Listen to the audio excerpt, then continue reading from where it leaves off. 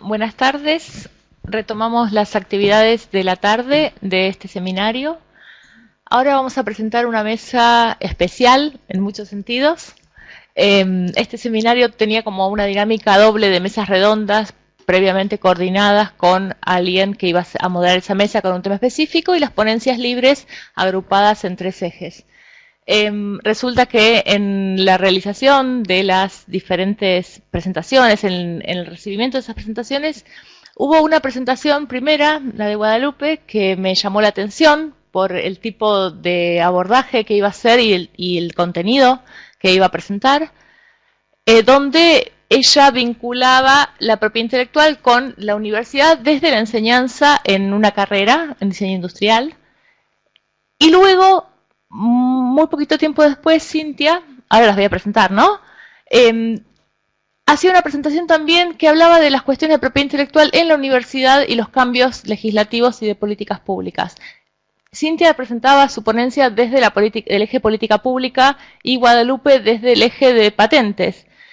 Y dije, no, esto amerita una mesa especial donde la cuestión de la propiedad intelectual tenga que aparezca de alguna manera resaltando y diferente. Y me acordé de Fer Peirone y de su proyecto Tecnicaturas Informacionales, con quien tuve el gusto de trabajar hace unos años. Ahora van a ver de qué se trata, donde también la cuestión de la propiedad intelectual en carreras nuevas, carreras técnicas y con un público bien diferente del que es la propiedad intelectual, que es en general de abogados y de posgrado, podía tener un juego. Y bueno, lo invité para que venga a conformar esta mesa ad hoc, a contarnos de qué se trata ese proyecto. Así que, bueno, la idea es compartir estas tres experiencias de la universidad, ya sea en investigación, en educación, y el rol que de una forma u otra juega la propiedad intelectual. Y bueno, luego de sus presentaciones podemos dialogar sobre estos proyectos. Los presento entonces. Va a empezar hablando Guadalupe López de Neira. Ella es diseñadora industrial. Desde el año 2014 es docente titular de la Cátedra de Legislación, carrera de Diseño Industrial de la Facultad de Arquitectura, Urbanismo y Diseño de la Universidad Nacional de Córdoba. Es agente de la propiedad industrial, realiza asesoramientos y registros en el ámbito institucional y privado. Desde el 2006 trabaja en la empresa Arcor como responsable del área de gestión de proyectos de ingeniería, que administra proyectos industriales de toda la compañía. Luego va a hablar Fernando Peirone. Él es director del Observatorio Interuniversitario de Sociedad, Tecnología y Educación de la Universidad de San Martín, de la UNPAS, la Universidad Nacional de José de Paz, y de la UNIPE, la Universidad Nacional Pedagógica. Es director del Programa de Saber Juvenil Aplicado de la UNSAM, coordinador de las Tecnicaturas Informacionales de la Universidad Nacional de José de Paz, docente e investigador del Instituto de Altos Estudios Sociales, IDAES UNSAM, fundador de la Facultad Libre de Rosario, director del proyecto Profesiones Invisibles, proyecto académico 2016-2020 de la UNSAM, UNPAS y la Universidad Nacional de Villa María. Cofundador del Foro para el Debate de las Nuevas Tecnologías, director de la serie Pensamiento y Educación de la editorial de la Universidad Nacional de Villa María y autor, entre otros libros, de Mundo Extenso, ensayos sobre la mutación política global. Nos acompaña también Cintia Cuo Carreño. Ella es abogada y candidata a magíster en Políticas y Gestión de la Ciencia, Tecnología e Innovación por la Universidad Peruana Cayetano Heredia. Ha sido capacitada en Propiedad Intelectual y Transferencia Tecnológica por la Universidad de California Davis, APEC Biomedical Technology Commercialization Training Center de Corea, la OMPI, entre otros. Ha sido asesora de políticas de CTI y propiedad intelectual del Consejo Nacional de Ciencia, Tecnología e Innovación Tecnológica, CONCITEC de Perú, y en los últimos años ha estado a cargo de las consultorías para la formulación e implementación de políticas de propiedad intelectual para la Universidad Nacional Agraria La Molina y el Programa Nacional de Innovación en Pesca y Acuicultura, PNIPA del Ministerio de Producción. Bueno, empezamos con Guadalupe. Cada uno cuenta con 20 minutos. Perfecto. Aproximadamente. Les voy a ir avisando a ver si nos queda un ratito de debate. Perfecto. Bueno, buenas tardes. Bueno, mi nombre es Guadalupe. Quería agradecer, por supuesto, a Marisol, a Flaxo por darme esta oportunidad de presentar un poco lo que hacemos en la Facultad de Arquitectura. Así que, bueno, vamos a empezar directamente con la presentación. Acá, Andrés, me vas a tener que dar una manito.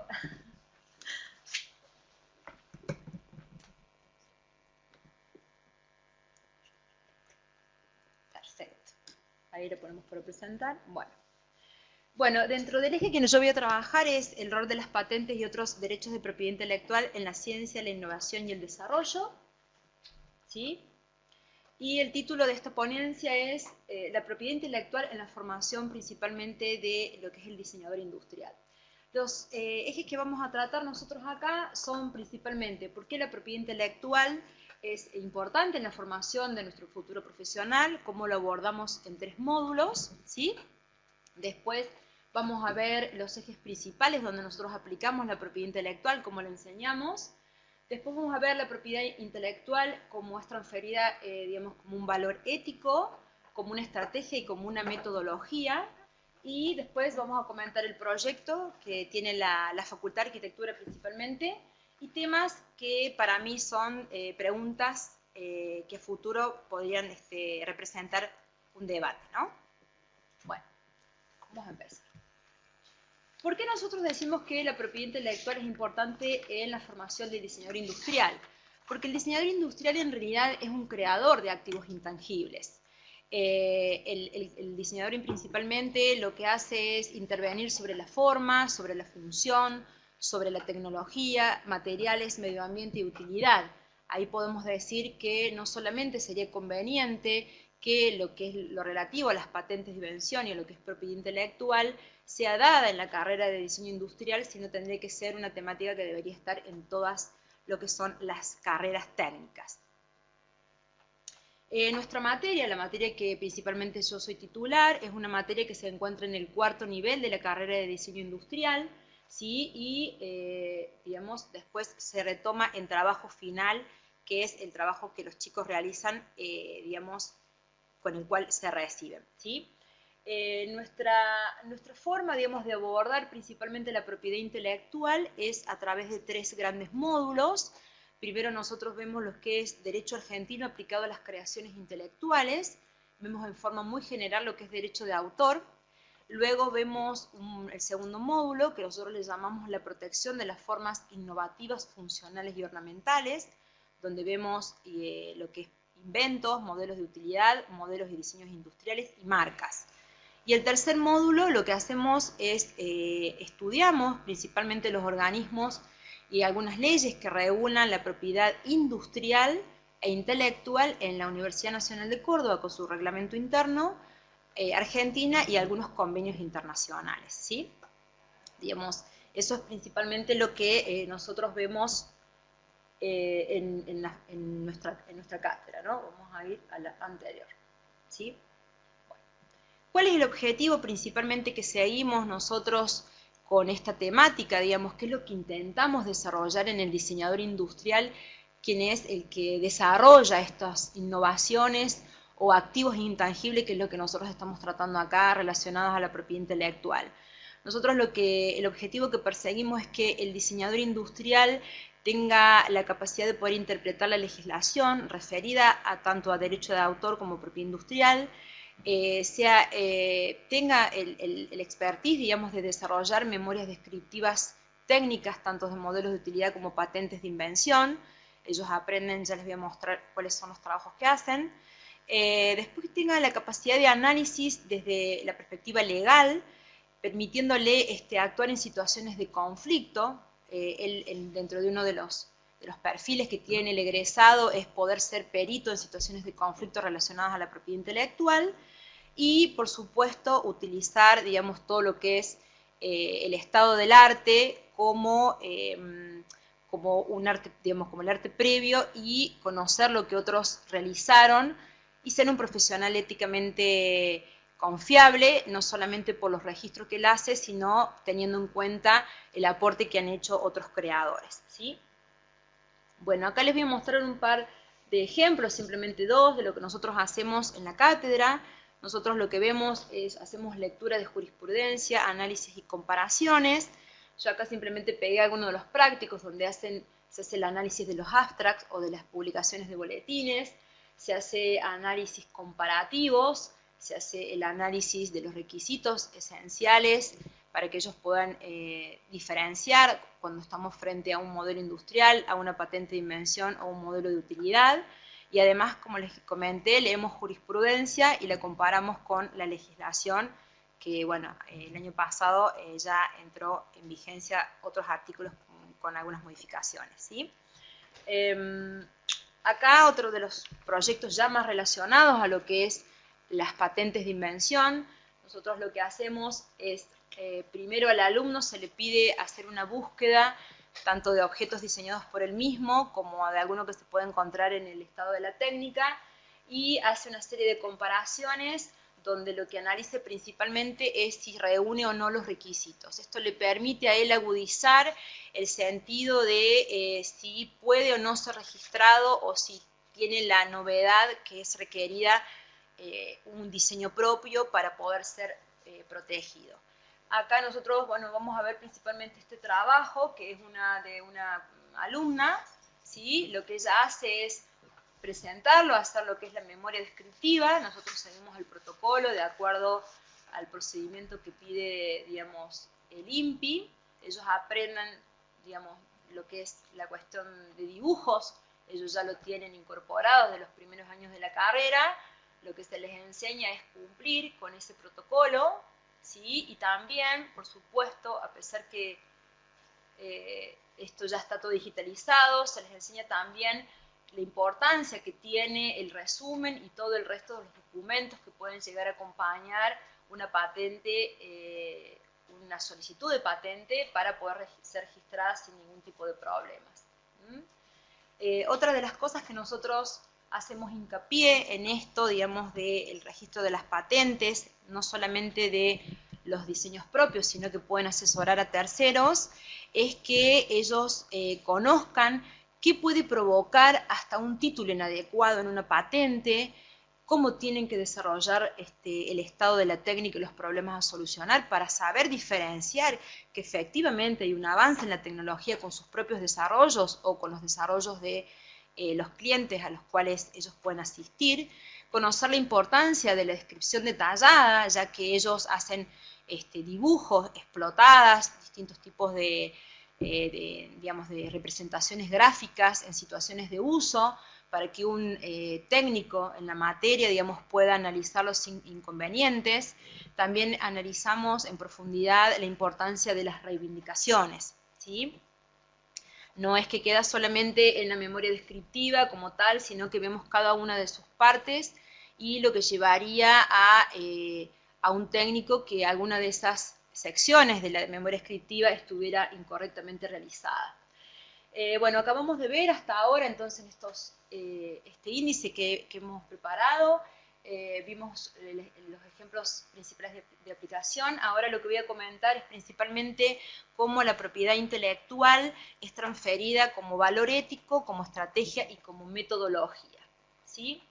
Bueno, como nosotros, como valor ético principalmente, porque en lo que es el proceso de diseño, en la relación con los otros creadores y en relación con los clientes, nosotros decimos que, bueno, que este valor ético lo fomentamos dándole valor a las creaciones que tienen los alumnos, desarrollando en ellos esta conciencia de actuar de manera profesional, tratando de ser innovadores, novedosos, valorando y reconociendo el aporte que otros autores hacen sobre nuestro propio diseño, y por supuesto que ellos conozcan no solamente los derechos patrimoniales, sino los derechos morales, tanto como dije, si son creaciones propias o son creaciones de sus clientes, ¿sí?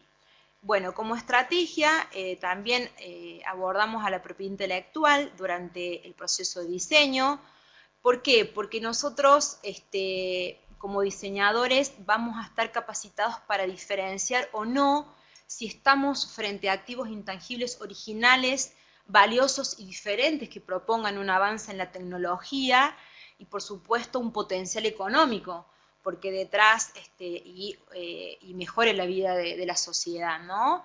Por eso el diseñador en su proceso de diseño, que yo ya lo voy a mostrar un poco más adelante, lo tiene como estrategia a esto de analizar el arte previo, conocer lo que existe, a los fines de poder generar esa intervención de manera diferente con respecto a lo que ya existe, ¿no? no me quiero pasar, a ver, vamos a volver al anterior. Estábamos aquí. Bien, como metodología, entonces, esto acabamos de ver como valor ético, como estrategia, ahora lo vamos a ver como metodología. Como les comentaba, durante el desarrollo de lo que es el proceso de diseño, que ahora se los voy a mostrar de manera muy sintética, lo que hace la práctica del conocimiento del arte previo en fuentes de patentes de invención o de modelos industriales, principalmente ahora estamos viendo el tema de patentes o modelos de utilidad, es que esta práctica desarrolla en el alumno un pensamiento crítico y exploratorio en donde él puede detectar oportunidades para resolver de manera técnica, ¿sí? Técnica tratando de dotarlo de características que permitan el avance de la tecnología, como dijimos antes, ¿sí? Bueno, nosotros normalmente lo que hacemos, ya lo voy a comentar, nosotros visitamos las plataformas para búsquedas de patentes, que es las del INPI, bueno, la LENS, la LATIPATS, bueno, las bases de patentes de Estados Unidos, las de China, bueno, hacemos una búsqueda en general y ya les voy a comentar en qué momento del proceso nosotros lo hacemos. Bueno, normalmente, bueno, acá se corrió un poquito el título, este es, digamos, el proceso que realiza el diseñador, principalmente es una matriz de combinación de problema, entorno, sujeto. Lo que se hace principalmente en lo que es el trabajo final, se toma un tema particular, en este caso están trabajando con el profesor Iván Flusia en el tema de salud. Lo que hace principalmente los chicos es analizar todo este entorno, ¿sí? El entorno de traslado, de espera del paciente, de la atención, la interfaz, la parte exterior. Entonces lo que hace ahí el alumno es analizar principalmente, lo que hace principalmente es analizar este contexto donde el usuario tiene alguna necesidad puntual. Luego, cuando hace ese análisis de contexto es donde analiza justamente también las patentes de invención, ve que hay una oportunidad de intervención, hay un problema puntual, desarrolla sus productos y ahí nosotros consideramos que es el momento donde él puede producir un avance de la tecnología. Por consiguiente, luego de realizar este proceso, ¿no?, donde tenemos un momento de problema de diseño, utilización del arte previo, ahí es donde tiene que fijarse si efectivamente el avance que hizo sobre su diseño es viable de ser protegido o no, ¿sí? Lo que nosotros estamos intentando digamos, concientizar tanto a los alumnos desde cuarto hasta quinto, ahora ya les voy a mostrar el proyecto que tiene la Facultad de Arquitectura, es principalmente ayudar al alumno en la toma de decisiones, ¿no? Cuando uno está frente a distintos tipos de patentes y está en el proceso de diseño, lo que hace ese arte previo es permitirle conocer y comprender lo que existe tecnológicamente en el mundo y tomar decisiones en cuanto a sus diseños, ¿sí? Como dijimos, y para concluir, lo que el alumno ve principalmente en el proceso de diseño y considerando el arte previo, son factores tecnológicos que pueden influir, factores productivos y lo que son cuestiones legales y normativas. Acá les traje un trabajo de una alumna, solamente uno, a los fines de no hacer públicas los trabajos finales. Esto es un desarrollo que hizo una alumna en este trabajo puntual relacionado a la salud, que es una sonda para drenaje pulmonar.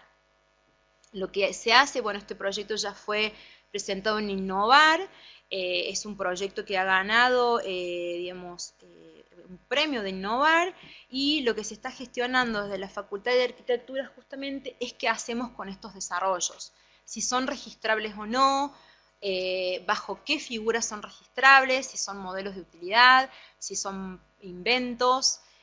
Bueno, la idea es tratar de proteger las creaciones de los alumnos que están en nuestra carrera.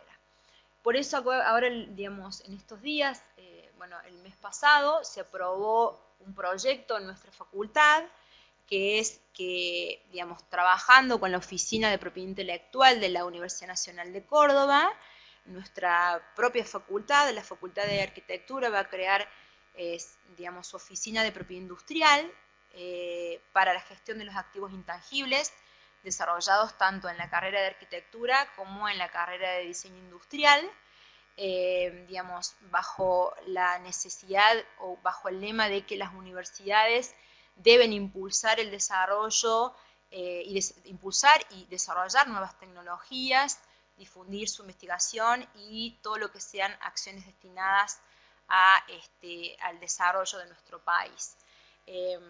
Como decía nuestro compañero anterior, Gregorio, Leandro, muchas de las innovaciones comienzan en las aulas, por lo tanto es algo que nosotros consideramos que tiene mucho valor, ¿sí?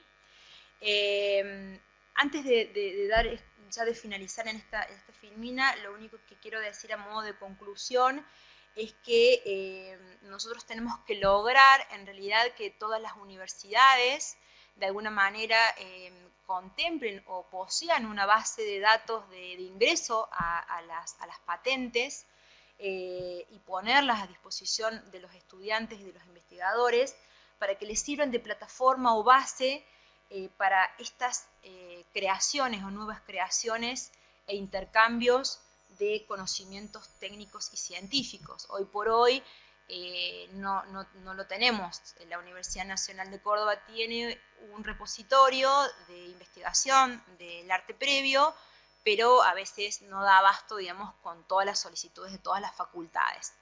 Eso sería un gran anhelo para nosotros que esté disponible a los fines de que los alumnos puedan hacer diferentes tipos de comparaciones, ¿sí? Y bueno, para concluir mi presentación, siempre he tenido ciertas dudas desde hace mucho tiempo relacionadas a las que me hacen los profesores mismos, los alumnos.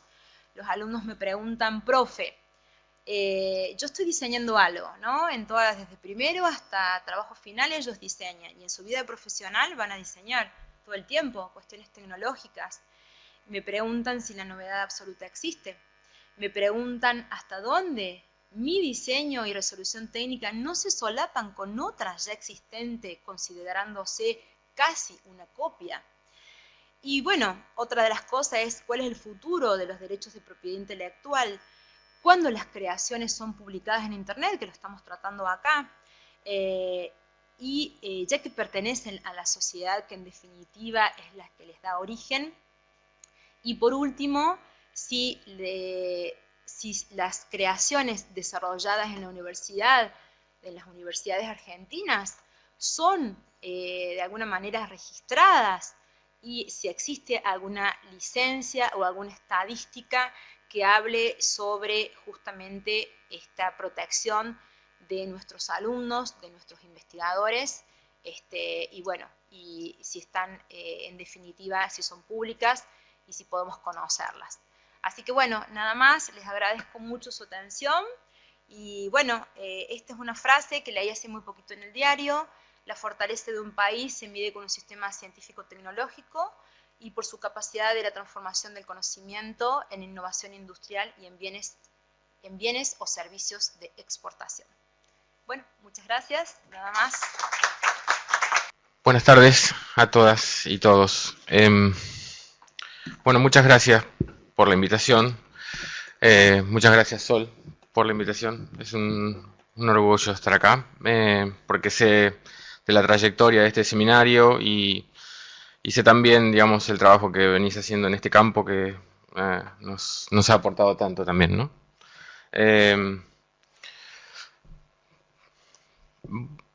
Voy a referir y a tratar de dar cuenta de un proceso en el que se fueron pensando y construyendo las hoy llamadas tecnicaturas informacionales en torno a una serie de saberes que iban emergiendo con el mismo ritmo que se iba, digamos, afianzando la cultura informacional y los efectos de la digitalización en todos sus aspectos. En este sentido, voy a tener que remitirme primeramente a un trabajo que se hizo en la Universidad Nacional de San Martín, en el programa de Saber Juvenil Aplicado, que se llama así, un poco siguiendo una tradición de la Universidad Nacional de San Martín, que tenía el programa de Ciencias Política Aplicada, y que de algún modo recupera una tradición sobre el saber obrero. Saber que no siempre está puesto en evidencia, no siempre está visibilizado y no siempre está valorado de acuerdo al aporte que tiene en el mundo del trabajo. Porque es un saber del cual depende mucho de la organización empresarial y del mundo del trabajo en general, pero en la medida en que se pone en valor o se visibiliza, empieza a generar tensiones porque habilita ciertos reclamos salariales, de compensación salarial, y habilita también ciertas revanchas, en todo caso, con aquellos que quieren ponerlo en valor.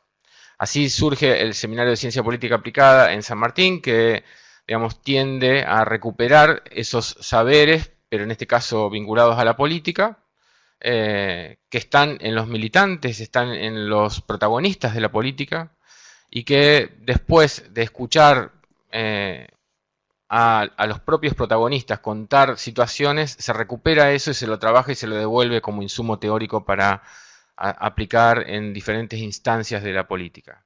El programa de Saber Juvenil Aplicado tuvo origen en esa matriz y se propuso poner en evidencia un saber que empezaba a tener circulación y empezaba a tener cierta demanda en el mercado laboral, pero que era un tipo de conocimiento, un tipo de saber que hoy podríamos llamar, en términos de Margaret Mead, prefigurativos, o sea, saberes que son más bien de índole práctica, que se generaron por los entornos tecnológicos, a partir de una generación que vio mediada su vida social por la tecnología y que desarrolló una serie de conocimientos que empezaron a ser fundamentales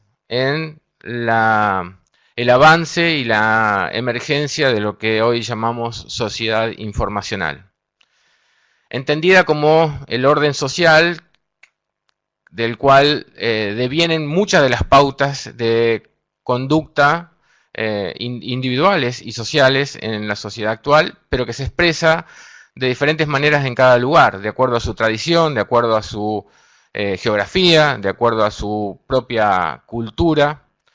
Y en ese contexto, digamos, fundamentalmente los jóvenes habían empezado a desarrollar muchos conocimientos de gran valor aplicativo, pero que estaban como invisibilizados o omitidos. Hablamos de saberes que empezaban teniendo un vínculo directo con la tecnología, pero que empezaban a su vez a trascender lo tecnológico para aplicarse en los modos en que estos jóvenes se pensaban y pensaban el mundo.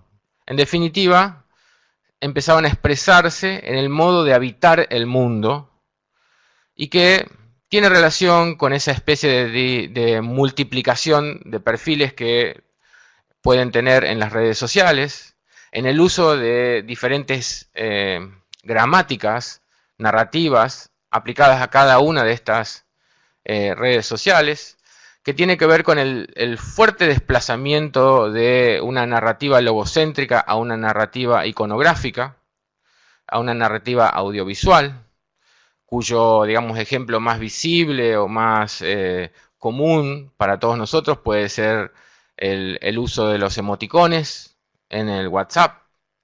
De hecho, en 2015 el diccionario de Oxford, por ejemplo, designó a la palabra del año a un emoticón. El emoticón que tiene las lagrimitas a los costados porque ríe, ¿no? Porque llora de alegría. Ese fue el emoticón o la palabra, entre comillas, más usada de 2015. Entonces, ese desplazamiento también empieza a generar una serie de conocimientos que estaban como muy presentes en las prácticas cotidianas de los jóvenes y que tenían como, a su vez, una puesta en jaque de ciertas tradiciones, como el propio sujeto cartesiano, un sujeto cartesiano que se reafirmaba, históricamente se había reafirmado en una identidad que era monódica y que todo el tiempo debía ser confirmada, frente a una proliferación de perfiles y por lo tanto proliferación de personalidades, si se quiere, que empiezan a tener gravitación en el mundo de la lógica relacional de las redes sociales y que empezaba a tener también una utilidad práctica importante en la curación de contenidos, en la organización y gestión de comunidades, en diferentes campos de aplicación, pero siempre hablando de un saber que estaba como tácito o invisibilizado. El programa de saber juvenil aplicado se dispone a estudiar esto y a relevar cuáles eran estos saberes y cuáles eran sus campos de aplicación. En ese contexto aparecen dos informes, uno de la OIT y otro de la Universidad de Stanford. El de la Universidad de Stanford hablaba de profesiones invisibles que estaban empezando a aparecer o ser demandadas sin tener en claro nadie de qué se ocupaban y tampoco tener en claro nadie cómo se denominaban, ni cómo había que llamarlas, ni dónde irlas a buscar. Profesiones que habían aparecido en los últimos 5 años, este informe de la Universidad de Stanford es 2013, y digamos, en los últimos 5 años, en ese momento, habían aparecido una playa de oficios nuevos, muy bien pagos, y que al mismo tiempo que aparecían, empezaban a dar de baja una cantidad enorme también de oficios que empezaban a desaparecer. En ese contexto, nosotros también leímos el informe de la OIT, en donde decía que más de un tercio, casi un cuarto de la población de empresarios del mundo tenía perfectamente en claro que necesitaban actualizar su matriz productiva, su organización empresarial, su modo de comunicar, su modo de vender y su modo de organizarse internamente, pero al mismo tiempo que tenían perfectamente en claro eso, no sabían a dónde ir a buscar la mano de obra que necesitaban, ni tampoco tenían en claro cómo se llamaba esa mano de obra que necesitaban. Así fue que, digamos, un poco poniéndose en evidencia esto y comparativamente con los primeros resultados de la investigación que llevábamos adelante en el programa de Saber Juvenil Aplicado, me comuniqué con el presidente de la Comisión de Ciencia y Tecnología de la Cámara de Diputados, que en ese momento era Martín Gil, que había sido secretario de Políticas Universitarias. Le propuse hacer un relevamiento de cuáles eran las áreas laborales de vacancia en donde empezaban a demandarse estos nuevos oficios y empezar a relevarlos para después empezar a construir o a organizar profesiones con nombres concretos y determinados, con perfiles profesionales también organizados. Así fue que Hicimos este trabajo con un equipo de 10 personas, entre las cuales estaba Sol, Mariano Zuckerfeld, Pablo Vanini, Luciana Aguilar, varios, Marcelo Urresti, y a su vez un grupo ampliado de unas 15 personas que pertenecían al Ministerio de Trabajo, el Ministerio de Salud, Ministerio de Cultura, Ministerio de Educación y la Fundación Sadowski, a quienes periódicamente les poníamos a consideración los avances que íbamos haciendo en las diferentes áreas para poder después efectivamente organizar estos conocimientos y estas profesiones. Después de varios meses de trabajo y de cotejar los resultados parciales con esta comisión ampliada, se presentaron en octubre de 2015 un informe general de las tecnicaturas informacionales, proyecto académico 2020, que se presentaron 21 tecnicaturas y diplomaturas, entre las cuales podría mencionar la tecnicatura en informática aplicada a la salud, tecnicatura en informática aplicada a los procesos industriales, donde el diseño industrial tiene un rol importante, la tecnicatura en informática aplicada a los procesos agropecuarios, la tecnicatura en domótica, la tecnicatura en comercio electrónico, la tecnicatura en gobierno electrónico, varias más que podríamos mencionar, todas ellas como pensadas como si fuera la versión 2.0 de alguna profesión anterior que empezaba a, digamos, discontinuarse. Por ejemplo, la tecnicatura en domótica como una versión, si se quiere, 2.0 de lo que fueron los actuales o antiguos albañiles o constructores. La UOCRA estuvo particularmente interesada en esto porque pensaban que sus propios afiliados o los hijos de sus afiliados tenían que formarse en este tipo de tecnicaturas porque, digamos, ya hoy las casas se construyen en términos bastante más ágiles y tecnológicos, mucho más cuando aparezca y se masifique el Internet de las cosas. En este sentido, digamos, aparecieron varias de estas tecnicaturas, de las cuales, esto estoy hablando de octubre de 2015, imagínense el momento electoral particularmente que se estaba viviendo, de las 53 universidades, más de 40 presentaron su interés por escrito, pero el nuevo gobierno desalentó la iniciativa y la única que implementó 3 de estas tecnicaturas es la Universidad Nacional de José Cepaz, que puso en práctica la tecnicatura en gobierno electrónico, la tecnicatura en comercio electrónico y la tecnicatura en informática aplicada a la salud. Desde entonces, desde 2016 hasta hoy, todos los años la matrícula viene duplicándose y la salida laboral de estos chicos es prácticamente inmediata porque hay un plan nacional claro de informatización del Estado, de lo que se llama el programa de gestión de documentación electrónica aplicado a todas las instancias del Estado, que cruza datos permanentemente. Por ejemplo, para sacar un boleto estudiantil tiene que estar vinculándose la SUBE con el CIU guaraní, donde el alumno tiene su registro de carrera y hasta dónde lo tiene actualizado. También en informática aplicada a la salud, porque es inminente que se digitalicen las historias clínicas, que las aplicaciones móviles empiecen a tener un rol cada vez más importante en el trato con los médicos y con las diferentes prácticas sanitarias.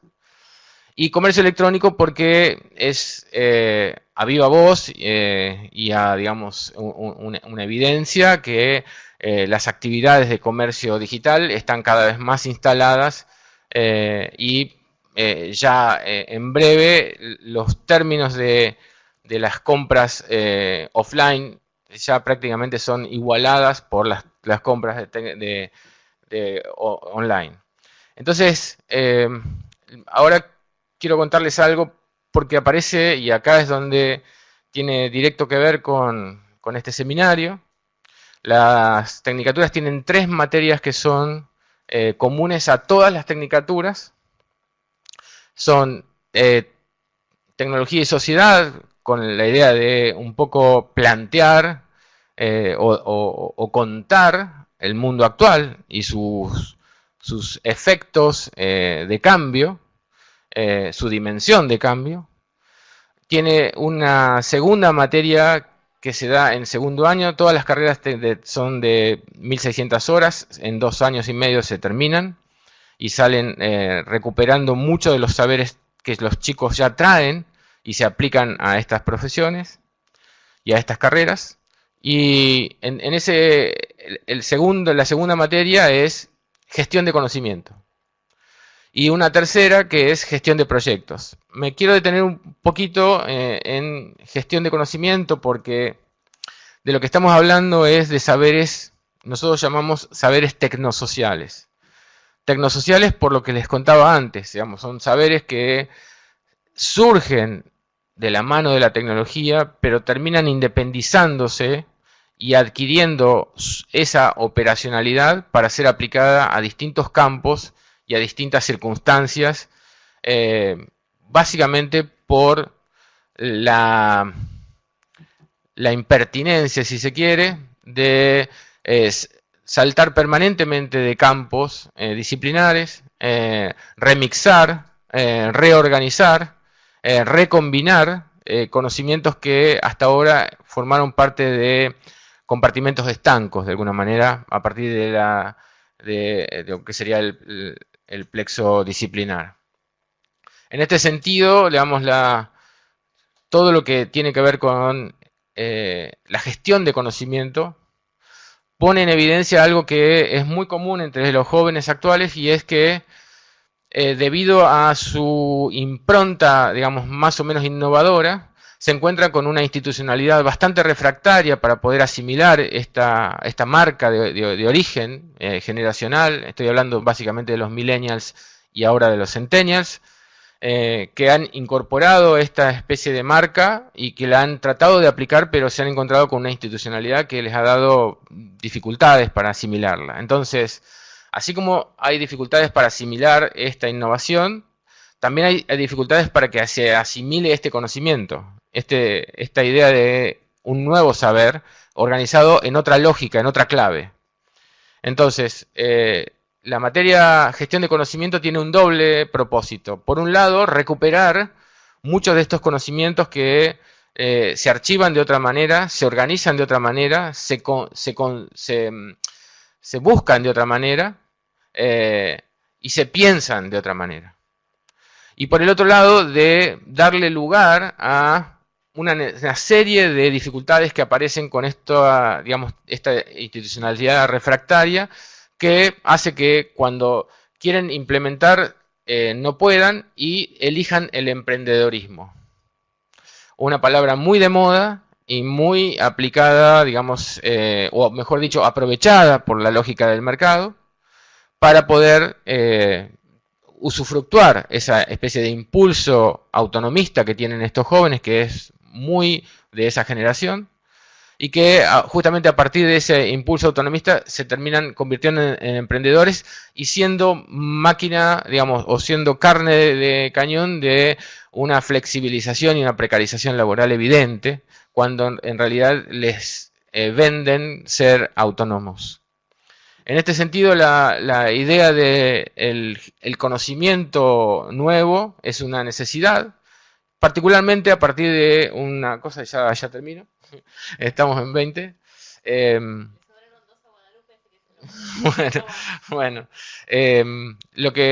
Hay una cosa que se pone muy en evidencia y en clave de lo que un autor que recomiendo mucho, que se llama Clay Shirky, que habla sobre excedente cognitivo, ¿no? Cada sociedad tiene su propio excedente.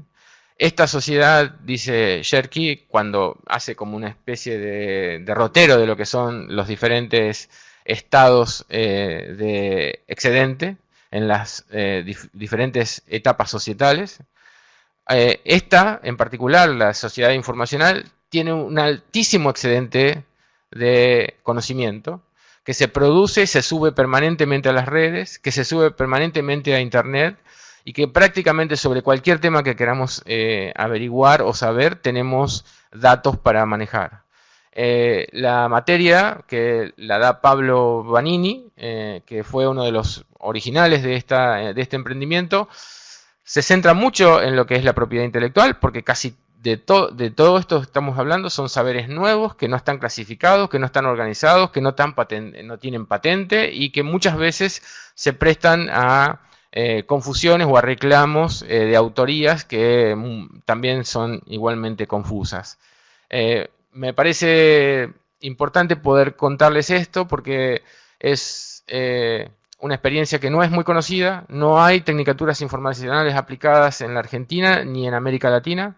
A partir de varias iniciativas recientes, es muy probable que estas tecnicaturas terminen siendo replicadas en varias universidades, como originalmente había sido voluntad de casi 40 de ellas.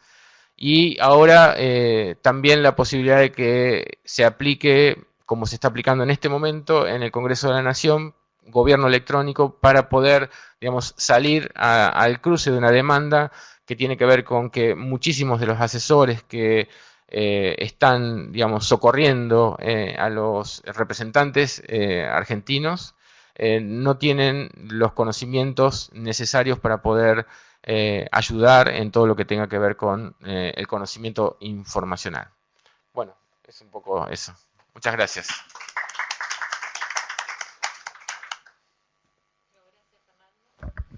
Gracias, Fernando. Me retrotrajiste una época maravillosa, la pasé muy bien. Bueno, después te hago algún comentario. Sigamos con tu presentación, Cintia. Bueno, muy buenas tardes. En primer lugar, muchas gracias por permitirme compartir un poco algunas reflexiones sobre el tema de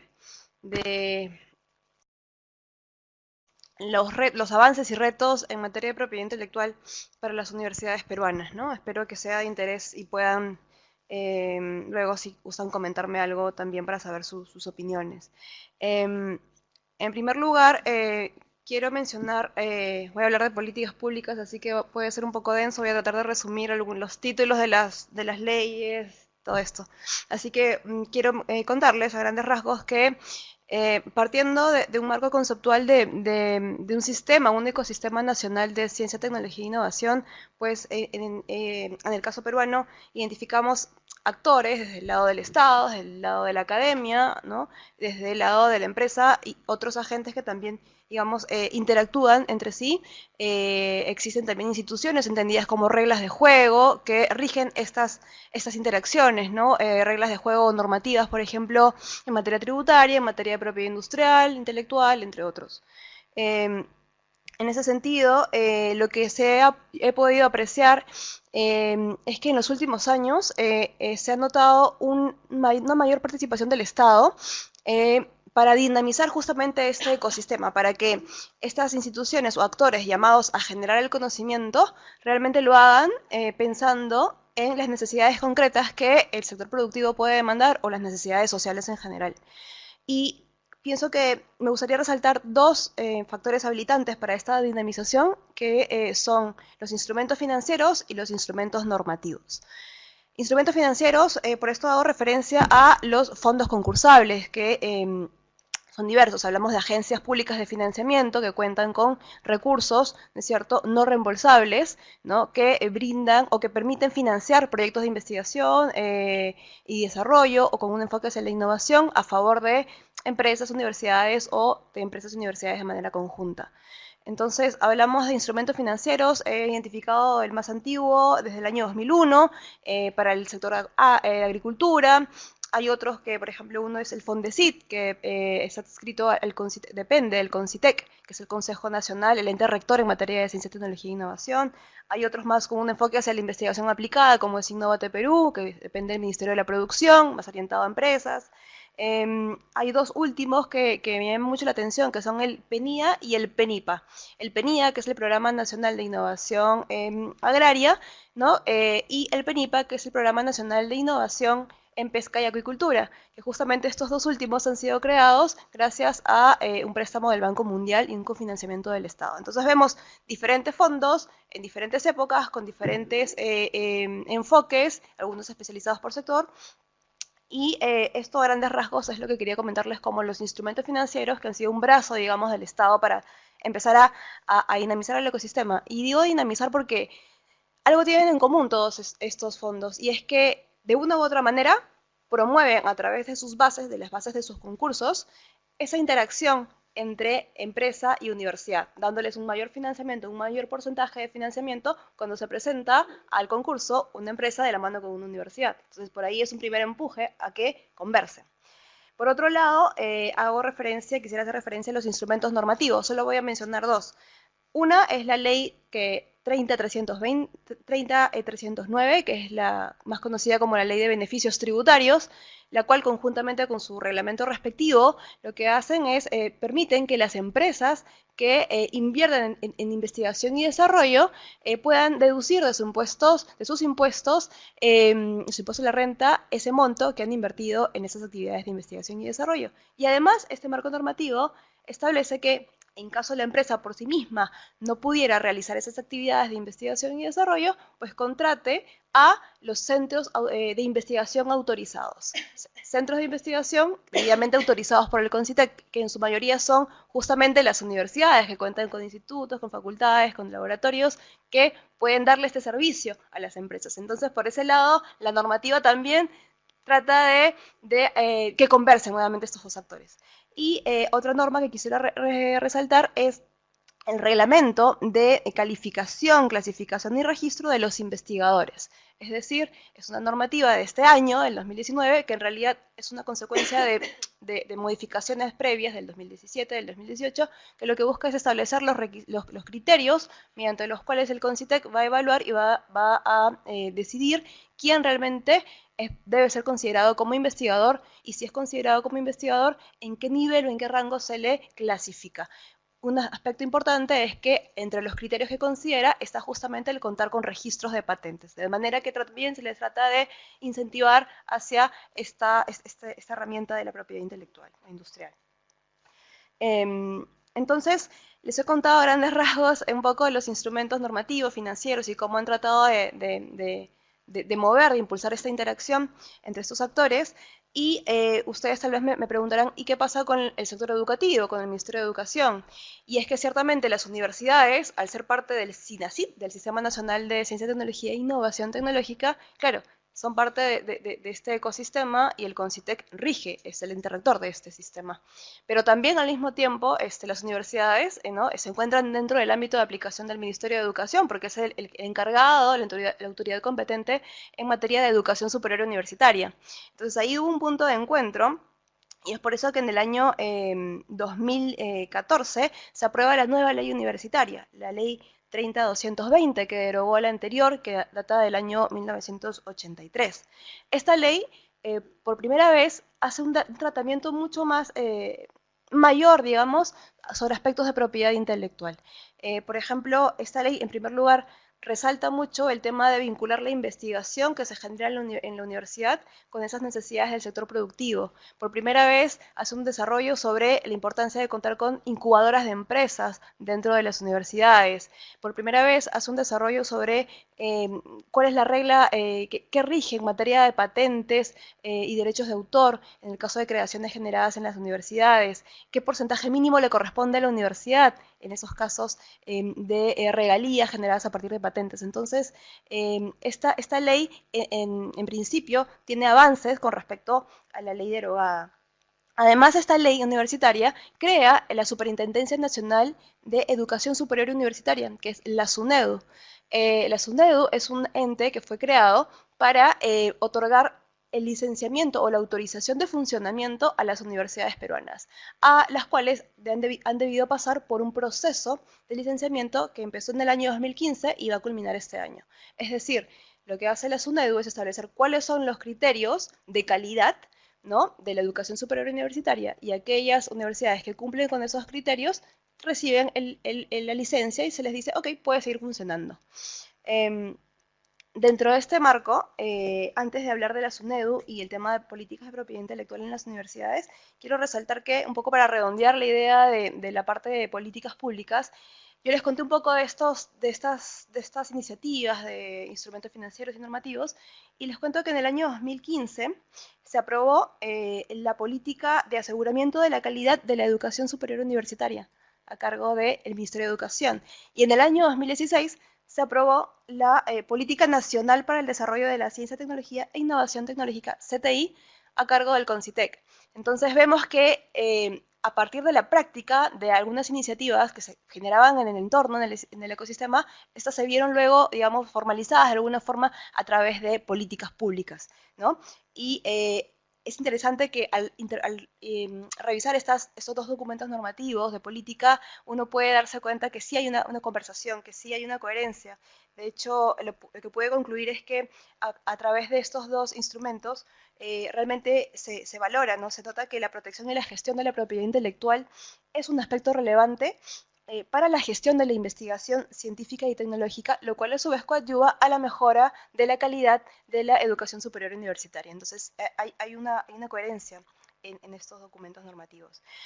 Ahora bien, la SUNEDU, dentro de los criterios que tiene en cuenta para otorgar el licenciamiento a las universidades, ¿no? Aparte del componente formativo que tienen las universidades, incluye obviamente un componente de investigación. Debe tener las universidades líneas de investigación identificadas, los laboratorios con determinadas características, y además incluye un aspecto, y es el de que deben contar con una política de propiedad intelectual, ¿verdad? Para proteger justamente debidamente el conocimiento que se genera a partir de esa investigación. En consecuencia, las universidades, a partir del 2015, se vieron de alguna forma en la obligación de contar con reglamentos de propiedad intelectual, porque si querían seguir funcionando, debían tener esos reglamentos. Entonces, ¿qué pasó? Pasó que en una primera etapa, las universidades, la mayoría de universidades, lo que hacía era, bueno, busco en Google, busco algún reglamento que me parezca interesante, pues veo de hacerle algunas adaptaciones, lo tengo listo, lo preparo y lo presento a SUNEDU, y obviamente en una primera etapa, bueno, SUNEDU, nuevo en esto, lo que hacía era check y ya está, cumpliste, ¿no? Entonces, debo resaltar que esto fue una primera etapa porque también he podido apreciar en estos 2 últimos años que ahora SUNEDU cuenta con el apoyo del INDECOPI, hacen observaciones de fondo con mucho criterio sobre propiedad intelectual a esos reglamentos, lo cual me parece también un avance en ese sentido. Pero sí, pero esto empezó de esa manera y también quisiera comentarles, antes de pasar a las conclusiones, sí, porque hablaba de la ley universitaria, ¿verdad? La ley universitaria que tiene disposiciones concretas sobre propiedad intelectual. Solamente voy a resaltar 2 de ellas. Una es que hay un artículo que establece que la universidad promueve la iniciativa de los estudiantes para la creación de pequeñas y microempresas de propiedad de los estudiantes, ¿no? La ley no prevé expresamente la iniciativa de empresas a cargo, digamos, lideradas por docentes o por otro tipo de personal dedicado a la investigación. Por otro lado, hace referencia a los temas de patentes y regalías y, por ejemplo, señala que el INDECOPI es el que patenta las invenciones presentadas por las universidades, lo cual en realidad sabemos por ley de propiedad industrial que es así, el INDECOPI es la autoridad competente en estos temas de patentes. Señala además que las regalías que generan las invenciones registradas por la universidad se establecen en convenios suscritos con los autores de las mismas y que se debe otorgar a la universidad un mínimo de un 20% de participación en esos casos de haber generado regalías. Entonces, esto es algo que todas las universidades deberían incorporar y plasmar en sus respectivos reglamentos. Es un tema pendiente también para las universidades. Asimismo, además de estas disposiciones en la ley universitaria, tenemos la ley de propiedad industrial, el decreto legislativo 175, que establece que las entidades que hayan contado con financiamiento estatal para proyectos de investigación que a su vez hayan generado regalías, invenciones que han generado regalías, parte de estas regalías deben ir a un fondo para la investigación del cual se deben beneficiar los investigadores de la universidad. Cuando yo he preguntado a algunas universidades y agencias públicas de financiamiento cómo venían implementando este artículo, era una novedad, ¿no? No es muy conocido. En general, el tema de propiedad intelectual aún no es muy diseminado, por ejemplo, como puedo ver acá, sobre todo en instituciones de gestión pública, ¿ya? Y eso para comentar a grandes rasgos algunos aspectos de la ley universitaria, que es justamente el tema del título, ¿no? Yo ahora, para cerrar un poco y señalar los avances y retos, ¿no? A manera de resumen, me voy a enfocar en las universidades ya, porque sí creo que ha habido, les digo, son 81 universidades peruanas que cuentan con el licenciamiento hasta la fecha. 22 han sido denegadas, o sea, hay un tema, no van a poder funcionar. Pero 81 cuentan con la autorización y cuentan con sus políticas de propiedad intelectual. Entonces creo que para empezar, la parte de conclusiones, creo que sí han habido avances desde el propio ecosistema, han habido avances para empezar a juntar a estos actores. A partir de esa interacción uno se ha podido dar cuenta, se puede dar cuenta desde hace muchos años que había asimetría, ¿no? Sobre todo en materia de propiedad intelectual, universidades públicas frente a empresas, o sea, negociar cláusulas de propiedad intelectual para asistir juntas a estos fondos concursables, pues era muy complicado para las universidades públicas mayormente. Han habido avances del ecosistema, han habido avances a nivel de políticas públicas, es cierto, como les mencionaba, han habido avances porque, sea como fuere, el tema de establecer como requisito contar con la política ha movido a las universidades a que incorporen esos temas en sus instituciones. Unas cuantas ya tenían avances por propia iniciativa, pero la mayoría no. Y igual, los retos, creo que los retos para las universidades peruanas en general van más por el tema de la implementación.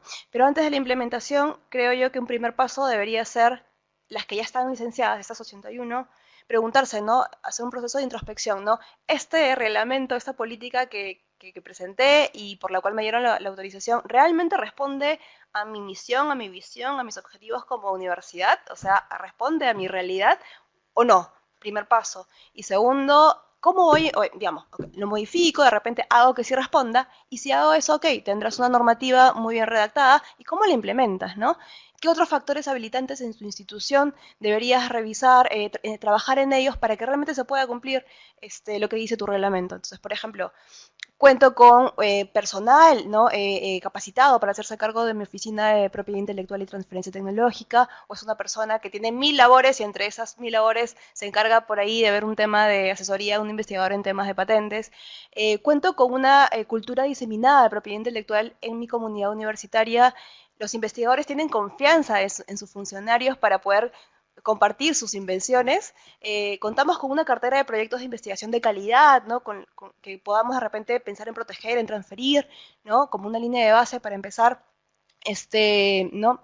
Una serie de aristas que en realidad creo yo van más por la parte de implementación, la parte operativa, y que permitirían justamente pues, que se pueda cumplir con lo que establezca tanto su reglamento o política de propiedad intelectual y con el fin de la ley universitaria y de la política de educación superior universitaria, que es que este conocimiento generado en las universidades atienda realmente a necesidades concretas de la sociedad. Listo. Muchas gracias.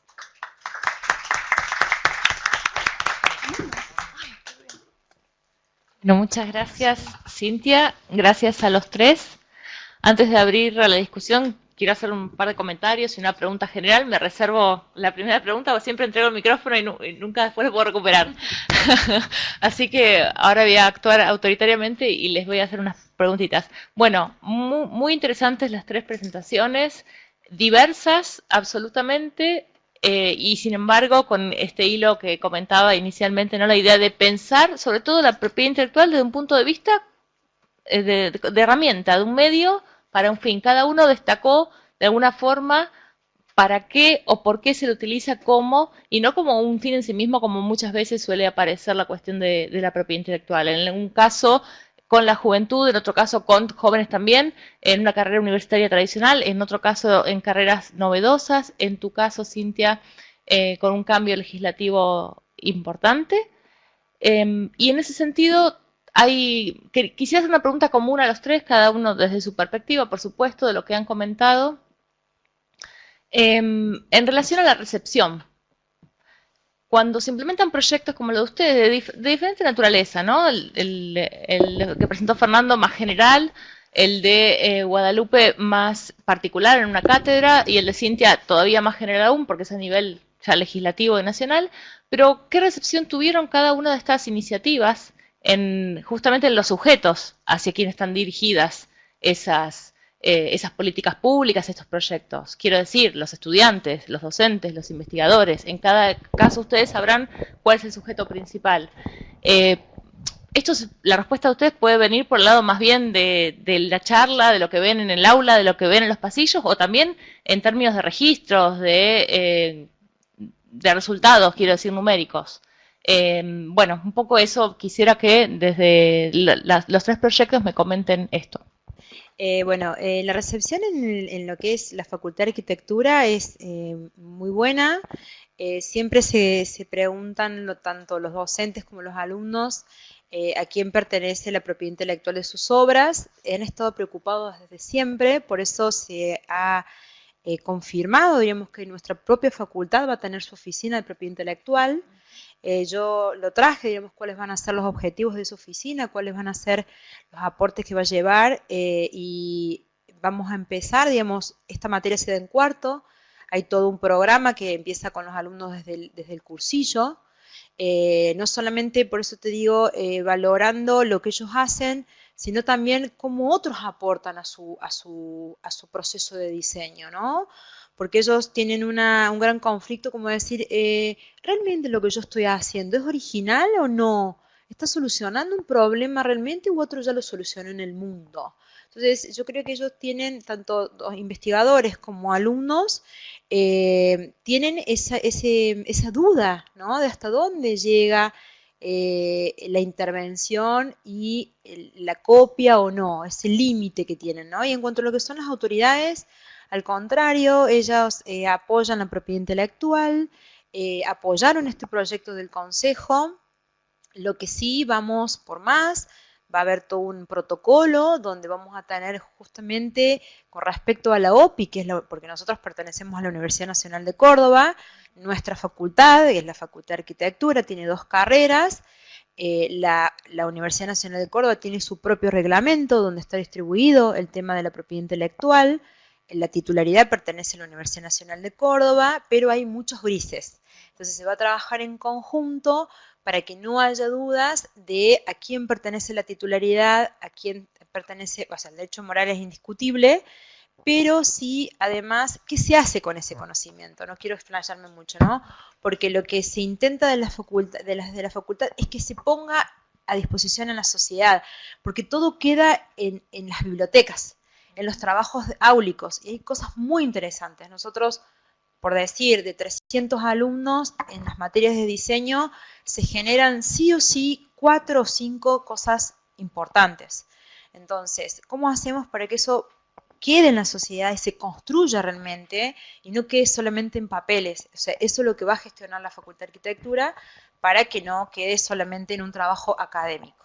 Sí, de una manera más orgánica, integral y ordenada, ¿no? Porque por lo que vos presentaste se veía que había un gran trabajo de parte de los estudiantes y que si después, bueno, se acreditaba esa titularidad de alguna manera, podía incentivarlos a ellos a ir por esa rama también, ¿no? En un momento vos dijiste que ellos podían ser asesores, podían hacer un montón de cosas. Nosotros, digamos, bueno, un poco tomando lo que vos dijiste, los emprendedores, nosotros hacemos un estudio de la salida laboral del diseñador industrial, justamente en nuestra cátedra, que tiene 4 tipos de salidas laborales, uno es emprendedor, y otro es consultor. Los chicos salen capacitados para desarrollar cualquier tipo de patentes, o sea, el protocolo, digamos, de memorias descriptivas, ellos lo hacen perfecto.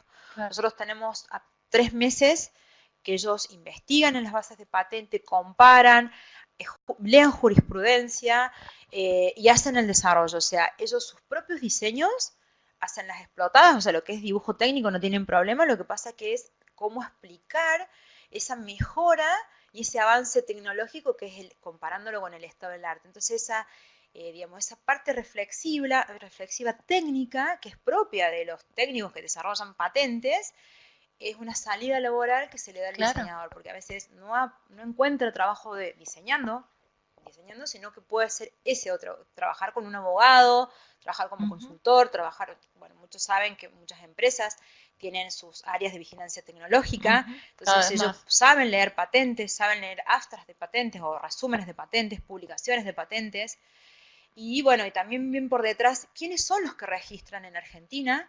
¿Quiénes hacen lo que yo le llamo la reválida o en realidad la prioridad? Porque también es una oportunidad de trabajo en esas empresas que tienen a nivel internacional, otras que no tienen acá una empresa, pero sí hacen la prioridad, digamos, de su patente acá. Entonces, esto hay mucho por detrás en lo referido a lo que son las patentes, los modelos de utilidad. como algo más importante, porque modelos industriales hacen todo el tiempo es algo que es solamente estético, pero sí la conciencia de esos otros activos intangibles, ¿no? Así que sí, están capacitados para tener esa salida laboral. Ellos en Córdoba, ¿no? No sé cómo serán. Sí, la verdad que me llamó la atención, no lo había escuchado en otro lado, y Sí, la forma de articularlo Sí, y yo de acá traje realizarlo. esta es la primera edición que nosotros sacamos de la cátedra. Acá ellos, bueno, después se los voy a compartir. Acá nosotros vemos justamente, hacemos un análisis de cómo hacer las búsquedas con el Código Internacional de Patentes y todo un instructivo para que ellos cuando salgan se lleven esto y puedan hacerlo con sus clientes también, pero siempre bajo el valor ético. El valor ético también, o sea, lo que es la confidencialidad de las patentes, que pueden ser patentes de sus clientes, y todos si trabajan en estudios de abogacía también, ¿no? O sea, es una cuestión que se engloba en todo lo que es la propiedad intelectual y todas las facetas que tiene, ¿no? Eso es lo que se busca. Esperemos que, por lo menos, creo que funciona. Sí, por los años, hace muchos años que estamos en esto nosotros, bueno, yo soy docente hace 15 años en esta materia, como titular hace 4, pero siempre bajo esta modalidad, digamos, ¿no? Y bueno, estos últimos años mucho más, por supuesto, en estos últimos 4 años. Felicitaciones, bueno, porque la verdad que para una carrera de grado de esta naturaleza y con este tipo de trabajo, creo que está buenísimo. Sí, es no solo por la amplitud laboral, sino también del proceso en el cual los involucran desde el comienzo hasta el fin en su trabajo, desde diferentes aristas. Exactamente, y esto me parece que acá con todos los compañeros que estamos acá reunidos, estos son momentos en que uno comparte información. Yo escucho acá a la compañera en Perú, te escucho a vos, uno tiene conocimientos de otras personas, que esto hace que uno pueda también crear redes donde también todos nos ayudemos y que lo que él tiene me pueda aportar a mí, y se haga este conjunto de cosas para, como digo, más allá de lo que es la propiedad intelectual, del hecho de protección o no, sino de reconocer que esto tiene que estar en la sociedad y las cosas que se producen tienen que generar una mejora en la calidad de vida del hombre en general, digamos, ¿no?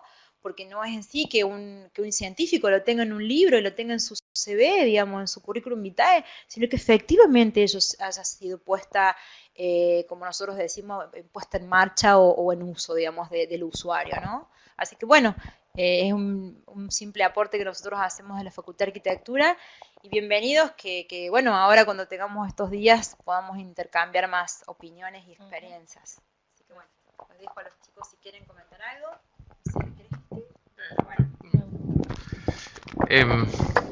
Bueno, gracias por la pregunta, porque de algún modo permite recuperar algo que está bueno comentar, y que es un poco las dificultades que tenemos,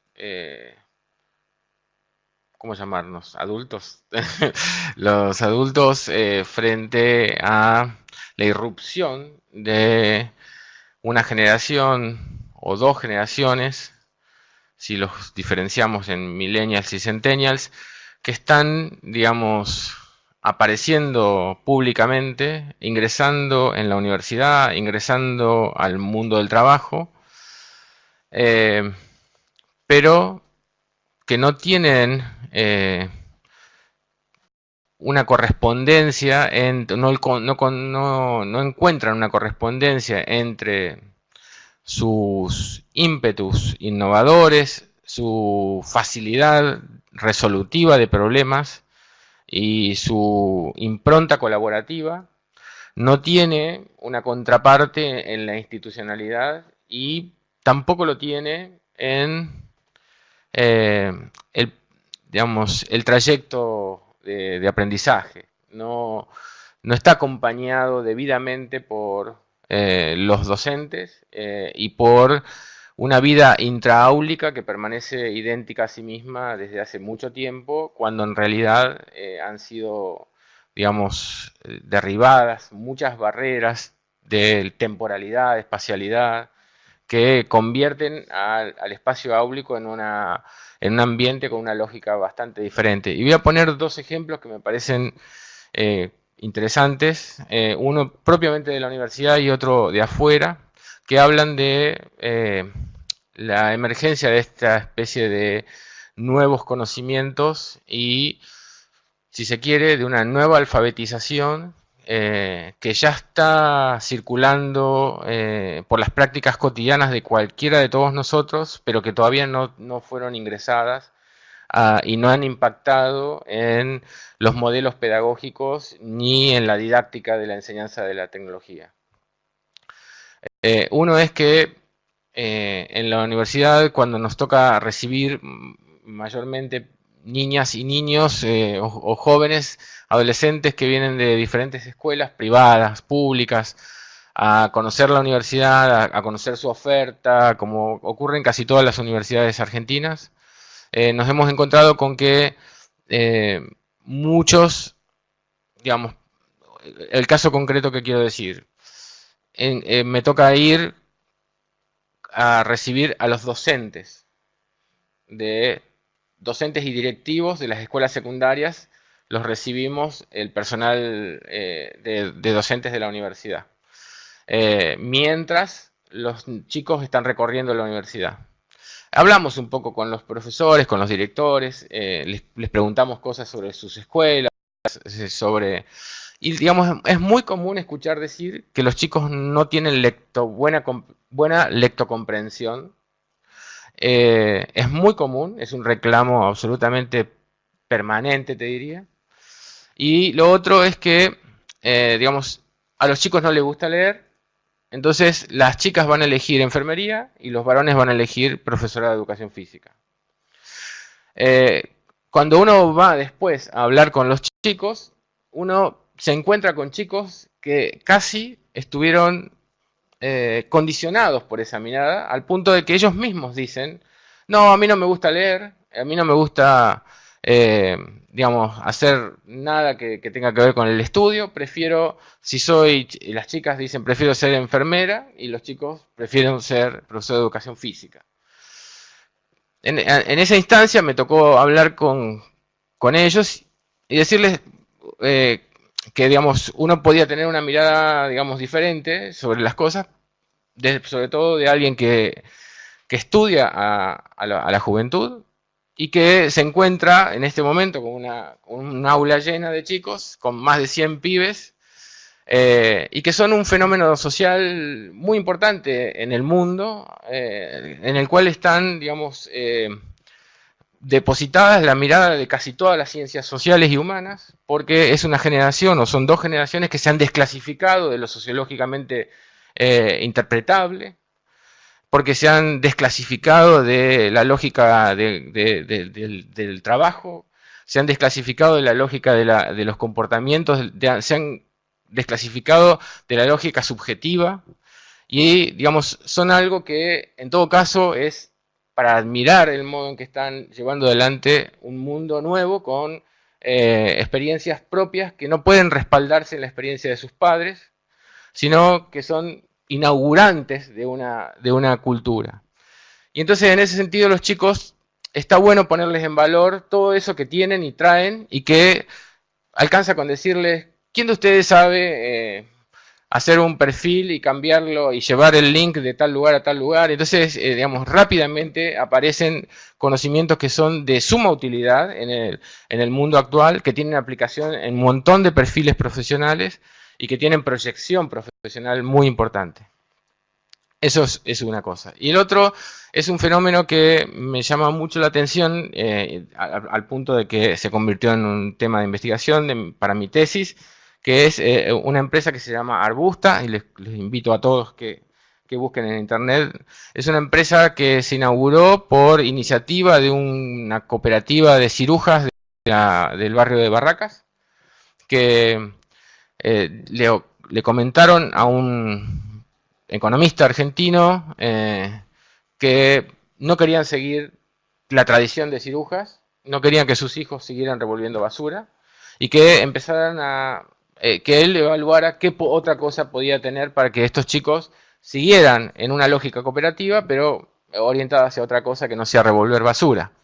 Entonces, en ese pedido se volcó a estar casi etnográficamente con ellos un mes o 2 meses, y empezó a ver que eran chicos que tenían celulares, la mayoría, chicos, estoy hablando de 13, 14 años, 15 años, que tenían, muchos de ellos habían recibido, en ese momento, estoy hablando de 6 años atrás, 2013, habían tenido computadoras de Conectar Igualdad, a partir de lo cual habían ampliado sus horizontes de vida, habrían ampliado sus horizontes de saber, y frente a cualquier desafío que le ponía este economista muy vinculado a la tecnología, empezó a notar que sabían qué hacer, sabían cómo hacer muchas cosas.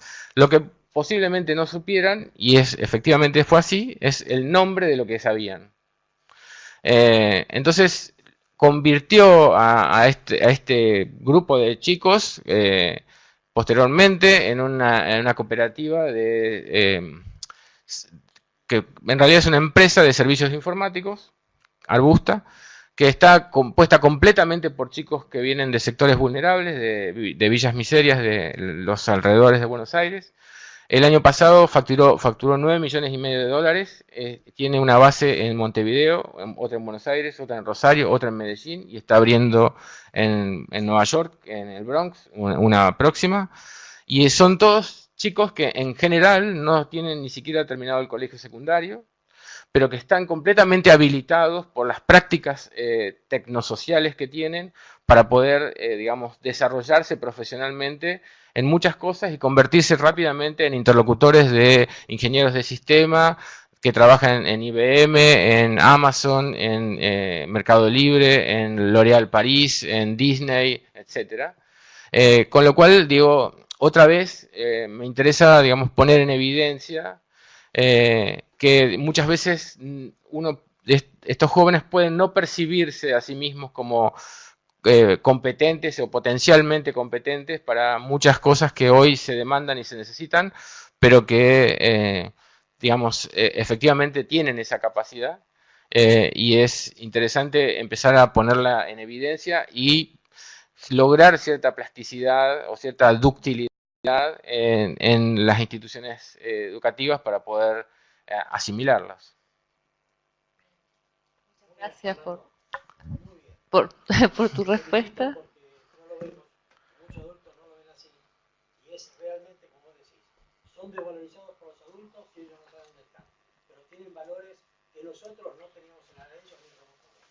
Te felicito realmente. Muchas gracias. Gracias, Juan. Bueno, felicitaciones Fer, por el proyecto, gracias por la respuesta. Algo similar quería decir, ¿no? Esta valorización de la palabra de los jóvenes, ¿no? Me interesa particularmente lo que se ve en ese proyecto, en el trabajo de los jóvenes, en las capacidades, las habilidades y sobre todo en la autopercepción, ayudarlos a autorreconocerse como sujetos capaces, que eso también está de alguna forma u otra en el currículum. Así que ojalá que siga creciendo el proyecto, que se incorpore en otras universidades y bueno, que estos chicos y chicas sigan por ahí. Ojalá.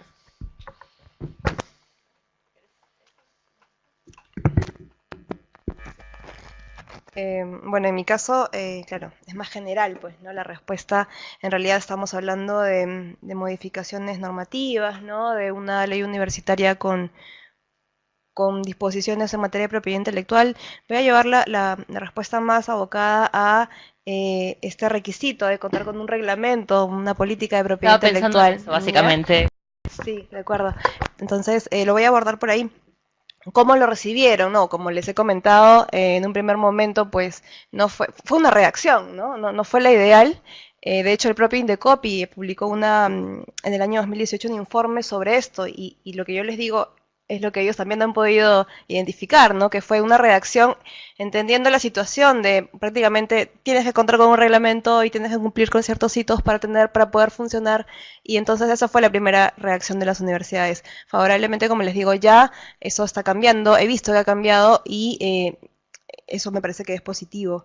Eso por el lado de hablando obviamente en términos generales, porque han habido unas cuantas universidades que ya tenían reglamentos, que ya incluso estaban tratando de mejorarlos por propia iniciativa, porque tenían autoridades con el tema muy claro, entendiendo que la propiedad intelectual es una herramienta que los va a ayudar a poder decidir cómo van a llevar esa nueva tecnología, ese nuevo conocimiento, no solo a empresas, a comunidades, a poblaciones vulnerables, a través de asistencia técnica, ¿no? Porque las universidades tienen esa misión de difundir finalmente el conocimiento, pero eso no se contradice con la posibilidad de también poder trabajar con las empresas. Entonces, creo que sí, la reacción inicial fue esta, en la mayoría, en algunas no, en algunas ya había esta voluntad. Por eso yo me quedé con una pregunta para Guadalupe y ya luego, bueno, igual la publico. Y es como... Sí, sí, tiene que ver con cómo surgió eso. A mí me parece un sueño, ¿no? Ideal que en una carrera se enseñe con tanta profundidad esa temática de propiedad intelectual y capacitándolos para que hagan esa clase de análisis. ¿Cómo surgió? ¿Qué pasó? ¿No? En el caso de las universidades peruanas, las pocas que sí tienen esto claro, y lo tenían claro incluso desde antes de las modificaciones, era porque tenían estas personas clave, en puestos clave, que podían tomar decisiones para poder avanzar en esto. Y finalmente, algo que también quisiera señalar es que creo que todavía falta mucho trabajo de sensibilización en materia de propiedad intelectual en universidades, pero también en otras instituciones de gestión pública, como los fondos, ¿no? de financiamiento que les acabo de mencionar. Porque todavía surgen estas dudas de, oye, pero por ejemplo, una universidad pública o una universidad que recibe fondos públicos, ¿por qué tendría que patentar? ¿Por qué tendría que proteger? O sea, ¿por qué? Debería ser el conocimiento de libre uso y acceso para la humanidad, ¿no? Entonces, hay todavía mucho de eso y creo que hay que empezar a diseminar. Yo, a partir de mi experiencia, lo que he podido ver es que ya se están cuestionando esto, o sea, ¿es así o no es así? Y creo que el solo hecho de que ya se estén cuestionando es bueno, o sea, es un paso, ¿no? Que se dediquen a estudiar, a pensar, a analizar si realmente es así o no y qué posición deberían tomar los diversos actores con respecto a la propiedad intelectual, cada uno desde sus competencias, porque claro, la universidad sí, tiene que generar la investigación, pero una agencia pública de financiamiento lo que hace es dar fondos, ¿no? ¿Cómo puede coadyuvar? ¿De qué manera puede orientar o acompañar a los usuarios en esto? Y básicamente, finalmente sí, creo que también ha ayudado que el Estado, a través del INDECOPI, con CITEC, con apoyo de la OMPI, pues no tengan iniciativas, por ejemplo, para capacitar en vigilancia tecnológica al propio personal de las universidades, ¿no? Eso también es bueno. Se les ha dado guías, manuales sobre cómo formular e implementar sus políticas de propiedad intelectual, lo cual creo que es positivo, pero como nuevamente reitero, creo que las guías sí son una ayuda, pero creo que cada universidad es un universo distinto, con todo un contexto distinto. En la selva, alguien de una universidad me decía, aquí en la selva nuestros aliados no son empresas, son básicamente, principalmente, asociaciones de productores y comunidades de la región. Y no firmamos nada cuando trabajamos con ellos en proyectos de investigación o proyectos de asistencia técnica. Ellos no quieren firmar, y así trabajamos. Entonces, ¿cómo vamos a ir a pedirle, firmarme un contrato de cesión de derechos o una licencia? O sea, es imposible. Por eso es que, por ejemplo, en esa universidad me decían, lo que hemos pensado es hacer una unidad, crear una unidad que no es de responsabilidad social, pero lo que busca es tener ciertas actividades con estos aliados que les permita tener más cercanía y generar esa confianza, ¿no? Para luego, eventualmente más adelante, ya pensar en otros mecanismos para la propiedad intelectual. Distinto en el caso de una universidad peruana que líder en su sector, que lo que me decía, y lo he visto, es, no, nuestros aliados son empresas, y grandes, o sea, multilatinas incluso, trabajamos con ellos, entonces, implementar una política de propiedad intelectual en realidad va a depender mucho de los objetivos, del contexto, del entorno de cada universidad, y creo que hay algunas que tienen esa voluntad, y espero que esta voluntad se vaya diseminando y sean más las que cada vez pues lo vean de esa manera, ¿no? Muchas gracias. Y esto último, justo que comentás, las diferencias entre universidades, es sumamente importante, ¿no? Los procesos de aplicación de la legislación y sobre todo en temas de propiedad intelectual, conservar esa diferencia entre los diferentes sujetos. Bueno, después en el café seguimos porque si no vamos a monopolizar la palabra. Tenemos un par de minutos para algunas preguntas que puedan surgir.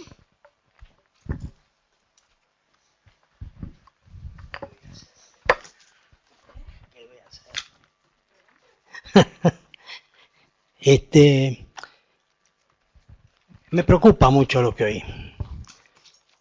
Pero antes de decir por qué me preocupa, voy a explicar un poquito quién soy yo, pues si no es distinto lo que diga. Yo hice mi primer trabajo de investigación y desarrollo en el año 1966. Cumplo 78 años ahora. En serio. Gané mi primer juicio de patentes en 1972. Mi empresa, IPESA, fue la empresa argentina que más juicios de patentes tuvo con las multinacionales. Y vendí tecnologías al exterior por más de 50 millones de dólares. Las dos únicas que vendí en Argentina nunca me las pagaron. Bueno, ¿qué son las patentes? Mi título de mañana es ¿qué hablamos cuando hablamos de patentes? El problema grave es que no tenemos claro el tema de las patentes. Es decirle a los chicos que tienen que patentar es realmente desorientarlos mucho. Ustedes vieron hoy de las patentes, uno de los cuadros que mostró Correa, que en Estados Unidos solo el 30% de las patentes presentadas son aprobadas. Entonces, es decir, que el otro 70% es dinero tirado a la calle. Entonces tenemos que tener mucho cuidado antes de empezar a gastar dinero en eso. Ahora, de esas patentes, yo le dije a Correa que hay que hacerlo, hice mucho trabajo, no se puede, pero yo tengo, con estos 40 años, 60 años que peleo por las patentes, y en 72 ahora va a ser 50 años, he visto que la mayoría de las patentes que se aprueban están mal aprobadas. Todas las patentes biológicas, por eso le dije al chico del INASE que lo que él proponía no tenía nada que ver con patentes. Casi todas las patentes están mal aprobadas. ¿Por qué? ¿Qué es lo que pasa? Todas las patentes biológicas que están agarrando un pedazo de un gen.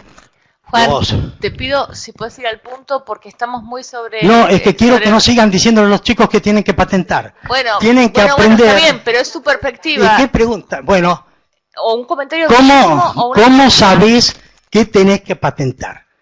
¿Cómo sabés qué elegís para patentar? Sí, yo le puedo hacer lo que pasa, lo que nosotros hacemos en nuestra facultad, ¿no? En nuestra carrera de diseño industrial. ¿Cuántas patentes tenés? No tenemos, por eso, nosotros lo que estamos haciendo ahora es tener nuestra propia oficina.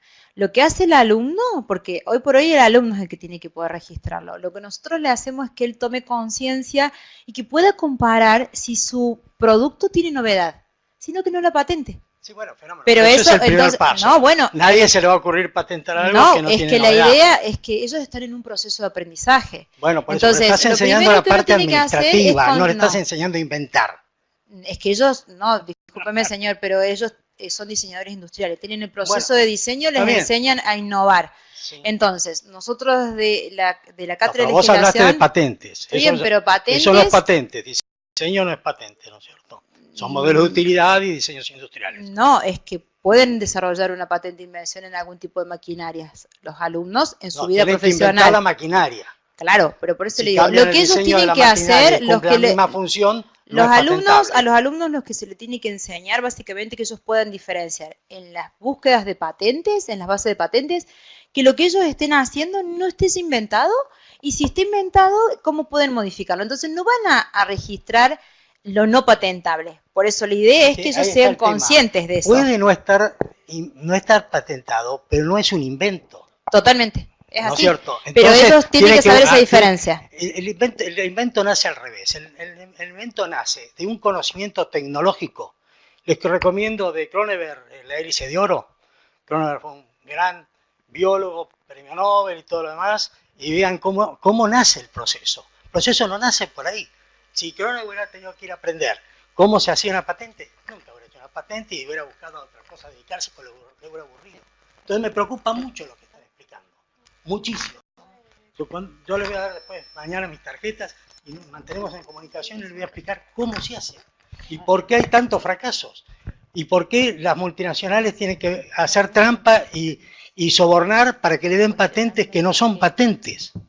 Eso es lo que está pasando hoy. Entonces, convencer a un chico que va a tener una patente es muy poco probable que la logre. Lo que necesitamos es hacer una base científica profunda, buena. Entonces el tipo investigará química, biología, lo que sea, y de ahí puede hacer algo, una palabra que no escuché acá, y que fue lo que yo vendí 50 millones durante 15 años o 20 años. Know-how. Lo que necesita es know-how. Porque hacer una máquina, adaptar una máquina, eso es lo que me genera know-how. Y eso es vendible. Y hoy el comercio internacional y lo que se paga por propiedad intelectual es mucho más know-how que derechos de patentes. Bueno. Entonces ustedes le están mandando a un callejón sin salida. Entonces, discúlpenme, soy viejo, entonces como soy viejo digo lo que sé y lo digo con todas las palabras. No, lo que pasa es que yo lo que le quiero decir es que en realidad desde la universidad lo que se hace es que el chico reflexione, uno le enseña ciertas cosas y después va a decidir, nosotros damos también know-how, entonces él después va a decidir frente a esto si lo quiere guardar, o si va a ser un secreto industrial, una patente de invención, un modelo de utilidad, un modelo industrial, él va a tener que decidir. Va a tener esa opción realmente adelante. Es que él lo va a tener que decidir porque cada uno, es como la ética, igual. No. Es igual. Gracias.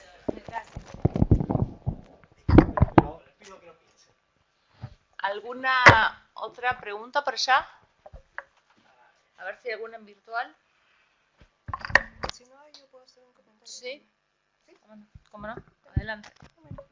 Bueno, en el caso, no sé si la pregunta iba directamente, pero sí quisiera comentar en realidad, bueno, en mi tema estaba hablando de normas, ¿no? De una ley, de una política. Sí, hacía referencia también que la redacción de la ley hace mención a las patentes. En ese punto, yo lo que quisiera mencionar es que coincido en un aspecto, ¿no? En realidad, sí, o sea, nadie está diciendo, creo yo, que la única salida son las patentes, ¿no? La OECD lo dijo en un informe del año 2014, ¿no?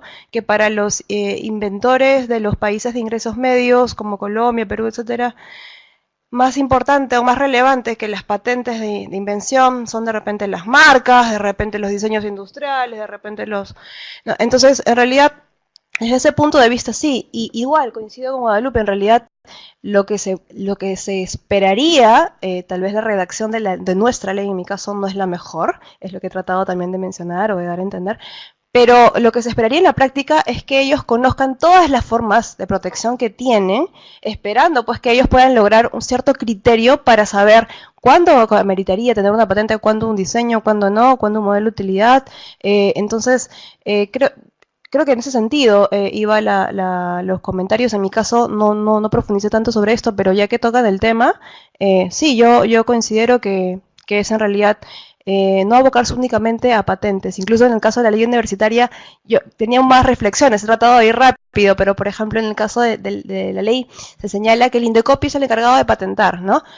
Y yo decía incluso, ya, pero ¿y si esa tecnología, el mercado de interés para esa tecnología no es solo el Perú? Porque Indecopi es la entidad, la autoridad competente para el caso peruano, pero si de repente quieres llevarla, su mercado de intereses, no sé, Brasil, Estados Unidos, en realidad tal vez se ha acotado demasiado la redacción a un tema específico. Indecopi patenta, sí patenta, pero tal vez hay que tener una mirada mucho más global, incluso pensar en otras, ¿no? En otros mercados. O sea, creo que bueno, es la primera vez, como les digo, que nuestra ley introduce estos aspectos.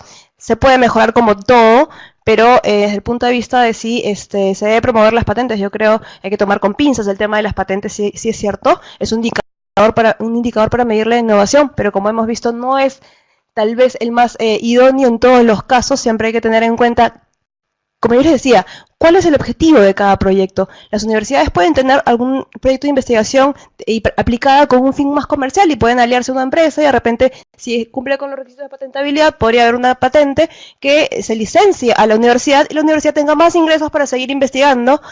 Pero puede haber otros casos que en realidad el objetivo sea, quiero que esa tecnología llegue libremente a esta comunidad, la zona altoandina, para que sepan cómo manejar la quinoa, y queremos hacerlo prácticamente libre, o sea, gratuitamente. Entonces, hay que conocer cada caso, y de acuerdo a cada caso, claro está, hay que ver cuál es la mejor estrategia de protección de la propiedad intelectual. Sí. En un caso know-how, en otro caso patentes. Sí, vos sabés que justamente al final de mi exposición, justamente puse esto, ¿no? Puse esto que es, la novedad absoluta existe porque, o sea, ¿hasta dónde yo como diseñadora digo que se solapa con otras que ya existen o no?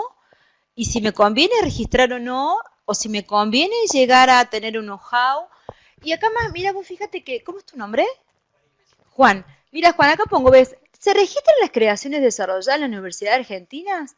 se licencia si son públicas esas estadísticas. O sea, hay por detrás un debate, pero en definitiva el alumno va a tener que decidir, o el futuro profesional, cuando está frente a una innovación radical, incremental, que bueno, vos lo has vivido en tu experiencia profesional directamente, digamos. Pero es lo único que yo no... Ya estamos, Juan, ya estamos. Fernando quería hacer un comentario y nos vamos al café. Si querés, seguimos en el café. Eso está bueno. Sí, lo que yo quería agregar, o en realidad era un poco terminar sobre o redondear algo que quedó un poquito inconcluso, que es esa especie de reflejo automático que tienen los docentes o los adultos o el sistema educativo en general de decir que los jóvenes actuales no tienen una buena lectocomprensión. Y yo trataría de dar vuelta a eso y decir que a nosotros nos falta la lectocomprensión del mundo actual, que está manejándose mucho más en el lenguaje que manejan ellos y en un desplazamiento hacia lo audiovisual, como pasa con los memes, como pasa con Instagram, como pasa con casi todas las redes sociales en la actualidad que manejan ellos, donde las stories son audiovisuales muy breves, con una simplicidad y una lógica comunicativa completamente diferente a la enciclopédica, y que no por eso pierde ni profundidad, ni capacidad de transmisión, ni capacidad de, digamos, ser representada en diferentes aspectos o disciplinas. Eso.